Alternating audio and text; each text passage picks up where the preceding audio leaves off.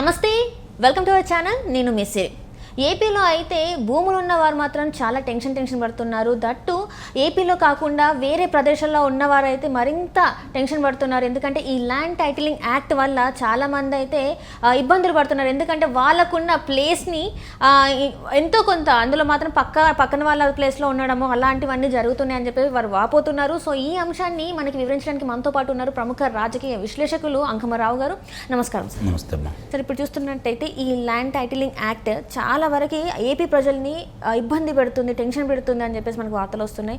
ఏంటంటే ఎంతో కొంత అంటే వాళ్ళు పైసా కూడబెట్టి సంపాదించుకున్న ఆస్తిని ఇప్పుడు ప్రభుత్వం వాళ్ళు చేజెక్కించుకోవాలని చెప్పేసి చూస్తుంది. ఇంకొకటి ఏంటంటే ఒక 10 ఎకరాలు ఉంటే అందులో 2-3 ఎకరాలు వేరే వాళ్ళ పేరు మీద ఉండడం కూడా జరుగుతుందని చెప్పేసి మనకి వార్తలు వస్తున్నాయి. సో ఇప్పుడు మరి ఏం జరగబోతుంది ఏపీలో? అంటే ఇక్కడ ఒకటి అర్థం చేసుకోవాలి. స్వదేశంలో ఉన్నవాళ్లే కాకుండా విదేశాల్లో ఉండి ఉన్నత ఉద్యోగాలు చేస్తూ 4 డబ్బులు సంపాదించుకున్న వాళ్ళు ఇక్కడ కూడా వ్యవసాయం మీద కావచ్చు, లేకపోతే ఇక్కడ కూడా ఉద్యోగాలు చేసి సంపాదించుకునే వాళ్ళు కావచ్చు, సహజంగా వాళ్ళందరికంటే మాతృభూమి మీద మమకారం ఉంటుంది. దానికంటే ముఖ్యంగా వాళ్ళ సొంత గ్రామాల్లో వాళ్ళకి ఆస్తిపాస్తులు ఉండాలని వాళ్ళు బలంగా కోరుకుంటారు. అలాగే వాళ్ళ తల్లిదండ్రులు వాళ్ళ బంధువులు కూడా అక్కడే ఉంటారు కాబట్టి వాళ్ళ ఆస్తులకి రక్షణగా ఉంటుందని కూడా వాళ్ళు భావిస్తారు. కాబట్టి వాళ్ళు సంపాదించిన ధనంలో భూములు కొనుక్కోవటం, లేకపోతే ఇల్లు కట్టుకోవటం, స్థలాలు కొనుక్కోవటం, అలాగే నగరాలు అంటే వాళ్ళ పరిసర ప్రాంతాల్లో ఉన్న నగరాలు లేకపోతే రాష్ట్రానికి రాజధానిగా ఉండే ప్రాంతంలో కావచ్చు విలువ పెరుగుతుందని కానీ లేకపోతే అక్కడ ఉంటే మనకు మంచిదని కానీ ఉద్దేశంతో స్థలాలు కొనుక్కుంటూ ఉంటారు. కొంతమంది గృహాలు కూడా నిర్మించుకుంటూ ఉంటారు. అలా తన డబ్బు అదనంగా డబ్బులు తక్కువగా ఉన్నా కూడా బాకీ చేసి వాళ్ళు ఎవరో ఒకరి దగ్గర, స్నేహితుల దగ్గర లేకపోతే బంధువుల దగ్గర లేదంటే బ్యాంకుల దగ్గర డబ్బులు తీసుకొని వాళ్ళకి నెలవారీ జీతాలు వస్తాయి కాబట్టి దాని ద్వారా కట్టుకుందాం అనే ఉద్దేశంతో అట్లా తీసుకొని ఇల్లు కొనుక్కోవడం కానీ లేకపోతే ఇల్లు కట్టుకోవడం కానీ జరుగుతూ ఉంటాయి. ఇప్పుడు దీనివల్ల ఎవరి కూడా సొంతంగా వాళ్ళకి పత్రాలు ఉండవని, అంటే వాళ్ళు కొనుక్కుంటే వాళ్ళకి అసలైన పత్రాలు వాళ్ళ దగ్గర ఉండవని, జిరాక్స్ కాపీస్ మాత్రమే ఉంటాయని, కాబట్టి అది ప్రభుత్వం మాత్రం ఇస్తే చిత్తు కాగితాలేనని, దానివల్ల మీరు ఎక్కడికన్నా సరే మళ్ళీ మీ పిల్లలకు ఉద్యోగం కోసమో లేకపోతే చదువుల గురించి కోసమో లేకపోతే విదేశాలకు వెళ్ళటం కోసమో లేదంటే మీ అవసరాల కోసమో భూమిని ఎవరి దగ్గరైనా పెట్టి అప్పు తీసుకోవాలనుకుంటే వాళ్ళ అనుమతే తీసుకోవాలి. వాళ్ళు ఇది మీరు వెళ్ళండి అని చెప్పని వాళ్ళకి ఇష్టమై మీకు ఇస్తే, ఏదో గుణా నుండి మీకు ఇస్తే అప్పుడు మాత్రమే మీరు వెళ్ళగలుగుతారు. అదే ఇప్పుడేం జరుగుతుంది, మీ దగ్గర ఉన్నటువంటి మీ సొంత పత్రాలను తీసుకొని కనుక వెళ్తే, అసలైన పత్రాలు మీరు తీసుకొని వెళ్తే అది బ్యాంకు దగ్గరకు కావచ్చు లేకపోతే అప్పిచ్చే వాళ్ళ దగ్గరకు కావచ్చు, వెళ్తే రుణం ఇచ్చే వాళ్ళ దగ్గరికి వెళ్తే వాళ్ళు అది పరిశీలించి ఈసీ చూసుకొని గత 15 సంవత్సరాల నుంచి ఎవరి భుక్తంలో ఉంది ఇది, ఎవరి హక్కు ఇది అని చెప్పని చూసుకొని వీళ్ళ పేరుని ధృవీకరించుకొని వీళ్ళ ద్వారా ఎప్పటి నుంచి ఉంది, పూర్వీకుల ద్వారా కొన్నారా లేకపోతే వేరే వాళ్ళ ద్వారా ఏదన్నా కానుకల ద్వారా వచ్చిందా, ఇవన్నీ చూసుకున్న తర్వాత పరిశీలించుకొని అప్పుడు వాళ్ళు అప్పులు ఇస్తారు. అవసరాలకు ఉపయోగపడటానికి అవసరం ఉంటుంది. లేదు అప్పులు అవుతాయి, అప్పులైతే అమ్ముకోవడానికి అవకాశం ఉంటుంది. మన దగ్గర ఉంటే దానికి నకలు అడుగుతారు, అవి చూసుకుంటారు, డబ్బులు ఇస్తారు, కొనుక్కుంటారు. ఇప్పుడేంటి, మీరు ఇప్పుడు తీసుకొచ్చిన దాని ప్రకారం ఇది కనుక అమల్లోకి వచ్చింది ప్రస్తుతానికి, దాని యొక్క నియమ నిబంధనలు ఏంటి, మీరు అమ్ముకోవాలన్నా కూడా దాని మీద ఎవరన్నా పొరపాటున మీకు తెలియకుండా ఈ భూమి నాది అని చెప్పి గనక చెబితే వాళ్ళకి గనక ఫిర్యాదు చేస్తే ఆ ఫిర్యాదు పరిష్కారం అయ్యేంత వరకు మీరు దాన్ని అమ్ముకోవడానికి కానీ ఎక్కడన్నా పెట్టి అప్పు తెచ్చుకోవడానికి కానీ అవకాశం ఉండదు. మరి ఇవన్నీ ఎక్కడికెక్కడో పట్ట చేతబట్టుకొని వెళ్ళి తినక 4 డబ్బులు వెనకేసుకొని 1 ఎకరమో 2 ఎకరాల్లో కొనుక్కున్నటువంటి మధ్యతరగతి ఉద్యోగస్తులు కావచ్చు, మధ్యతరగతి ప్రజానీకం పరిస్థితి ఏంటి? రేపు పొద్దున ఎవరు దీనికి సమాధానం చెప్పాలి.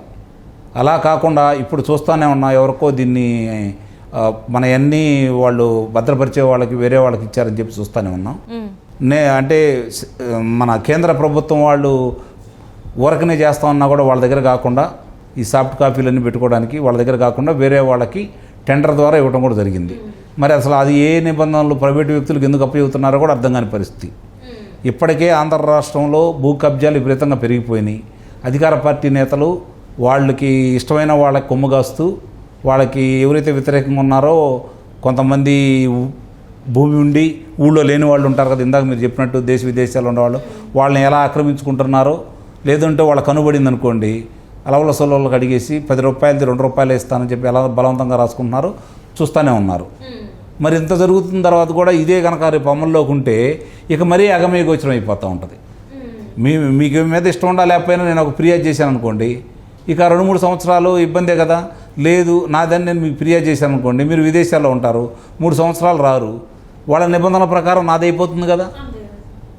నాదైపోయిన తర్వాత ఇంకోళ్ళు నా మీద ఇంకోళ్ళు పెడతారు కదా. అంటే ఎవరు అమ్ముకోవడానికి హక్కు లేదా ఇకనా?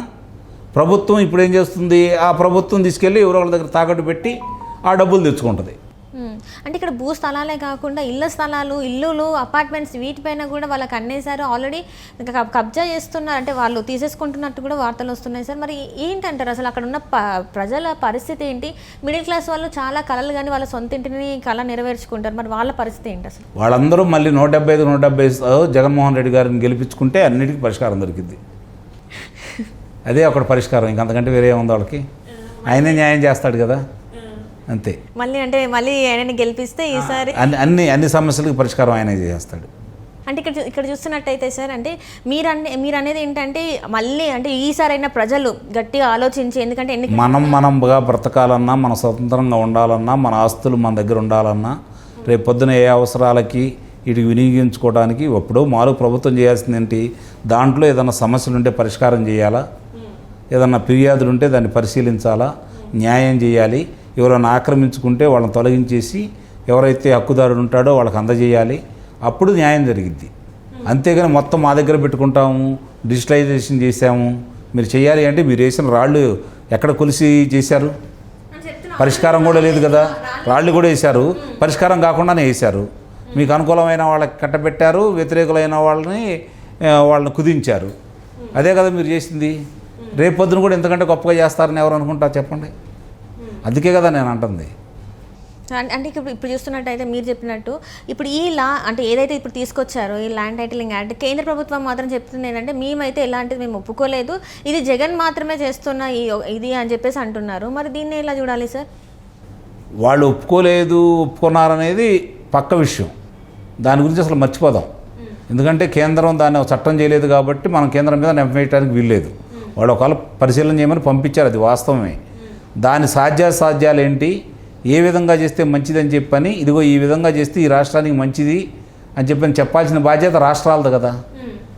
అసలు అవన్నీ కూడా వాళ్ళు పంపించిన విధి విధానాలనే తొలగించేసి మీ సొంత దాంట్లో జొప్పించేసి మీ అభిప్రాయాలను జొప్పించేసి మీకు అనుగుణంగానే అందుట్లో మార్పులు చేర్పులు చేసి ఎలా మీరు స్వాధీనం చేసుకోవాలని దుర్బుద్ధితో చేశారని కదా ఇప్పుడు భావిస్తుంది.